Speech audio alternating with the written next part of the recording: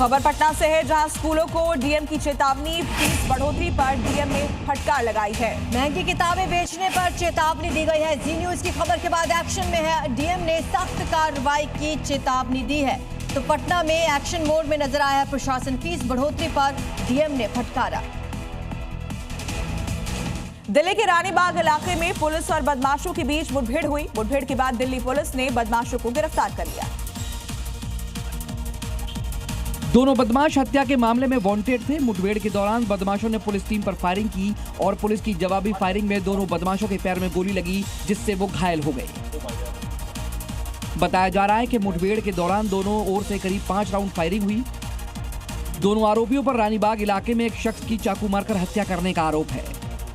Police बाकी फरार आरोपियों की तलाश के साथ साथ हत्या के पीछे मकसद की भी पड़ताल कर रही है। उज्जैन के शाहजहांपुर में प्रशासन ने अतिक्रमण के खिलाफ ड्राइव छेड़ दी है। इसी कड़ी में प्रशासन ने कई जगह अवैध कब्जों को हटाया। इस ड्राइव के तहत शाहजहांपुर शहर में बस स्टैंड से लेकर आजाद चौक तक अतिक्रमण और अवैध कब्जों पर बुलडोजर गर्जा। दुकानों के बाहर सड़कों पर रखे सामान और सड़क पर बाहर निकले शेड को हटाया गया और अवैध कब्जे को ढहाया गया। दुकानों के बाहर सड़कों पर रखे सामान को जब्त भी किया गया। नगर पालिका और जिला प्रशासन की संयुक्त कार्रवाई से दुकानदारों में हड़कंप मच गया। दुकानदारों और अधिकारियों के बीच तीखी बहस भी हुई। इस अभियान के तहत 28,000 रुपए का जुर्माना भी वसूला गया। बड़ी खबर, 4 धाम यात्रा से जुड़ी हुई। मुख्यमंत्री धामी ने बैठक की यात्रा को सुरक्षित बनाने पर जोर दिया। श्रद्धालुओं की सुविधाओं पर फोकस, अफवाह फैलाने वालों पर एफआईआर की जाएगी। 4 धाम यात्रा की शुरुआत होने वाली है इसी महीने से और यात्रा को सुरक्षित बनाने पर इस बैठक में जोर दिया गया। एक्शन प्लान को लेकर चर्चा की गई। श्रद्धालुओं की सुविधाओं पर फोकस रहा। अब खबर है यूपी के कुशीनगर से, जहां प्रशासन ने महज 24 घंटे के अंदर अवैध कब्जा हटाया। करीब 23 साल से चले आ रहे विवाद को खत्म किया। प्रशासन की बड़ी कार्रवाई के चलते यहां करीब 23 साल से चले आ रहे जमीन विवाद को सुलझाने का दावा किया जा रहा है। बताया जा रहा है कि पीड़ित की ओर से प्रशासन को फाजिल नगर गांव में काली मंदिर, चकनाली और खलिहान की जमीन पर दबंगों के कब्जे की जानकारी दी गई थी। प्रशासन ने जमीन की पैमाइश कराई और प्रशासनिक अमला पुलिस बल के साथ मौके पर पहुंचा और बुलडोजर से अवैध कब्जे को ढहा दिया गया। हालांकि इस दौरान कुछ लोगों ने एक्शन का विरोध भी किया। कोटा में कोटा विकास प्राधिकरण की ओर से अतिक्रमण के खिलाफ बड़ी कार्रवाई की गई। केजीए ने देवली अरब इलाके में करीब 0.16 हेक्टेयर जमीन से अतिक्रमण हटाया है।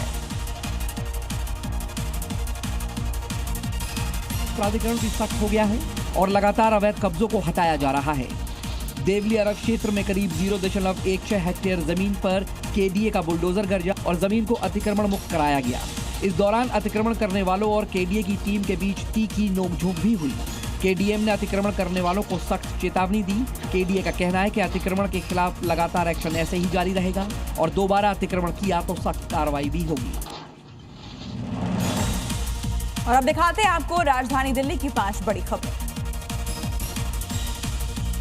दिल्ली सरकार ने सभी सरकारी कर्मचारियों के लिए बायोमेट्रिक अटेंडेंस अनिवार्य कर दी। अब जीएनसीटीडी और एमसीडी के तमाम दफ्तर अपने पुराने समय पर ही काम करेंगे। सरकार ने कहा है, छोटे कर्मचारी से लेकर बड़े ऑफिसर तक सभी को मशीन में अपनी हाजिरी लगानी जरूरी है। दिल्ली के द्वारका में एक फ्लैट से ऑनलाइन परीक्षा में नकल कराने वाला बड़ा रैकेट पकड़ा गया। 32 छात्रों को किसी और की जगह परीक्षा देते हुए पकड़ा गया, जबकि mastermind Harshvardhan remote access software के जरिए पेपर सॉल्व करवा रहा था। दिल्ली पुलिस की साइबर सेल ने बड़ी कार्रवाई की। 74 लाख की ठगी का भंडाफोड़ किया। 2 शातिर अपराधियों को गिरफ्तार किया गया। पुलिस के मुताबिक मामले में विदेशी हैंडलर्स और क्रिप्टो ट्रांजैक्शन के भी तार जुड़े हैं। इसकी जांच की जा रही है। गैस सिलेंडर नहीं मिलने के दिल्ली के मुखर्जी नगर इलाके में पढ़ाई करने आए छात्रों को परेशानियों का सामना इसकी वजह से करना पड़ रहा है। खाने पीने की समस्या के बीच कुछ छात्र अपनी पढ़ाई बीच में छोड़कर वापस घर को पलायन कर रहे हैं। दिल्ली के राजौरी गार्डन में कैबिनेट मंत्री सरदार मनजिंदर सिंह सिरसा ने 4.5 करोड़ की लागत के कई विकास कार्यों की सौगात दी। इस दौरान मंत्री ने रघुवीर नगर में पब्लिक टॉयलेट और ख्याला गांव में वाटर लाइन का उद्घाटन भी किया।